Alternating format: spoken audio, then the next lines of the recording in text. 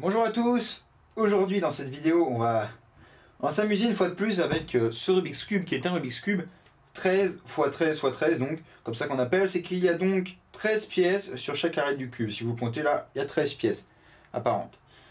Enfin bref, c'est le plus gros puzzle actuellement, hein, en mars 2016. C'est le plus gros puzzle qui soit produit en masse, c'est-à-dire que l'on peut acheter à un prix, on va dire, raisonnable.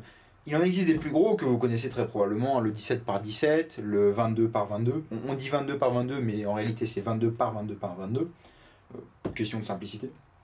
Donc, il en existe des plus gros, mais ils sont faits à l'imprimante 3D et coûtent facilement des milliers d'euros à produire.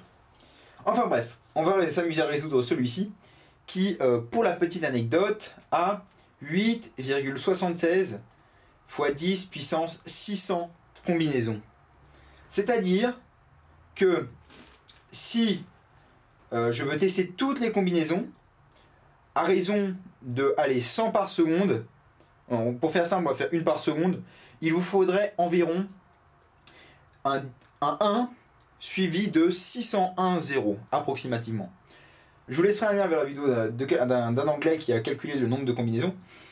C'est hallucinant. Sachez que c'est également le plus... Ça correspond en gros au plus gros nombre accepté, donc en lexicologie, des puissances de 10. Alors là ça veut dire que sur ce cube, il y a 8,76 centillions de combinaisons.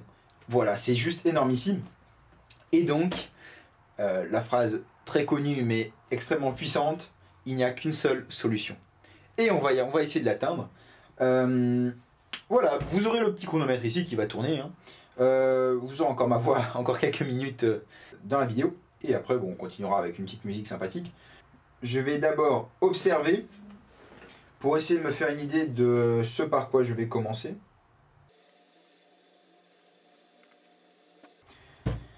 Eh bien, je suis prêt.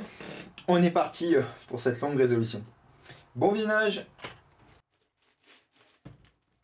Donc voilà, chose promise, chose due, je continue à parler très rapidement. Simplement vous dire que résoudre un Rubik's Cube 13 par 13 de cette manière, avec la méthode que j'utilise qui s'appelle réduction, on va simplement chercher à réduire les centres. Toutes les pièces des centres vont se retrouver ensemble, donc c'est plein de pièces à un seul sticker, une seule couleur dessus, qu'on met ensemble. On fait de même pour les arêtes, on met toutes les arêtes ensemble, ce qui fait qu'à la fin on se retrouve avec de grands centres, de longues et fines arêtes et des coins, et on a un 3 par 3, tout bêtement.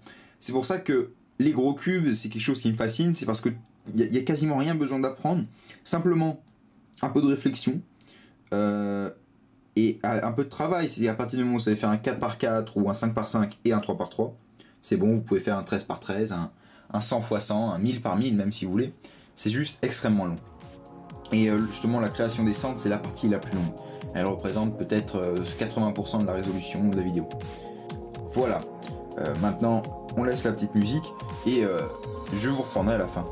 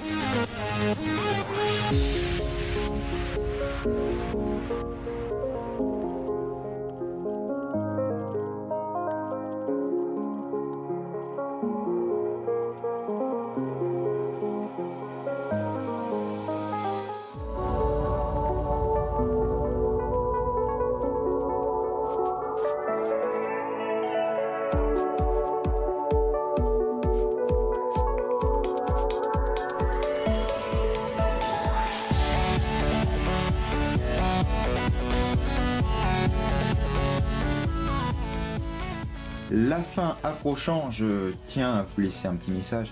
Si vous souhaitez apprendre à faire le Rubik's Cube, sachez que c'est extrêmement simple.